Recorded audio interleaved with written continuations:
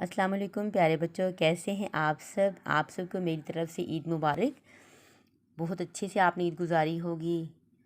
तो बेटा अब आते हैं अपनी पढ़ाई की तरफ। ईद तो गुज़र चुकी है, तो अब आते हैं पढ़ाई की तरफ। तो आज हम सबक पढ़ रहे थे नेकी कभी रायगा नहीं जाती। इसके सवालात के जवाबात, जुमले, इराब लगाना और अल्फाज के साथ हम कर चुके हैं, यानी कि ये सारा सबक हमारा मुकम्मल हो चुका है और मैम ने आपको जायज़ा दिया था।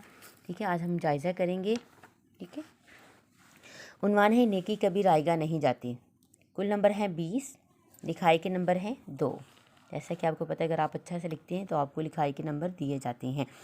सवाल नंबर 1 का जो हिस्सा अलफ है उसमें है इन अल्फाज के मुतसाद लिखिए। दुआ, राज़ी, रहम, बेकार। ठीक है, ये मैम ने जगह कम होने की वजह से, इस वजह से मैम ने ऐसे लिखा है, लेकिन आपने अल्फाज मुतसाद को ऐसे ही लिखना जैसा कि हम लिखते हैं। स्केल से लाइन लगाएंगे। ठीक है, इस साइड पे अल्फाज लिखेंगे, उस साइड पे आप उसके मुतसाद लिखेंगे। आगे देखिए, इन अल्फाज को जुमलों में इस्तेमाल कीजिए। समझदार, बरकत, खुशी खुशी, राज़ी। एराब लगाकर अल्फाज बनाइए। जो भी आपने एराब लगानी है, ज़ेर, ज़बर, शद, मद, वो आप इन पे लगा सकते हैं और ये मैम ने आपको 3 दिए हैं। सवाल नंबर 2 है सवालात के जवाब तहरीर कीजिए।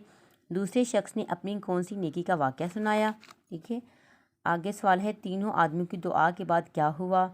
इस कहानी से आपने क्या पैगाम हासिल किया। मुसाफिरों ने गार में पनाह क्यों ली। नीचे मैम ने आपकी डायरी भी लिखी है कि उर्दू जायज़ा लिया गया। यह है बेटा आज का आपका काम। तो उम्मीद करती हूँ कि आप सारे बच्चे इस टेस्ट को अच्छे से करेंगे और जो काम आपको मैम दे अच्छे बच्चों की तरह उसको याद करेंगे और जहाँ से मुश्किल पेश आ रही है किसी की मदद से आप उसकी प्रैक्टिस भी करेंगे और साथ साथ जायज़ा भी देते जाएंगे। ठीक है बेटा, आप 6ठी क्लास में आ चुके हैं, तो अब आप ज़्यादा रिस्पॉन्सिबल भी हो चुके होंगे क्योंकि बड़ी क्लास में आ चुके हैं। कोशिश करें आपकी लिखाई भी बहुत अच्छी हो। ये नहीं कहना कि मैम हमारे सर पे नहीं है तो हम अच्छा नहीं लिखेंगे। तो जब आपका काम मैम चेक करेंगी, अगर जिस बच्चे की राइटिंग अच्छी होगी तो उस बच्चे को इनाम भी दिया जाएगा। अपना ख्याल रखें। अल्लाह हाफिज़।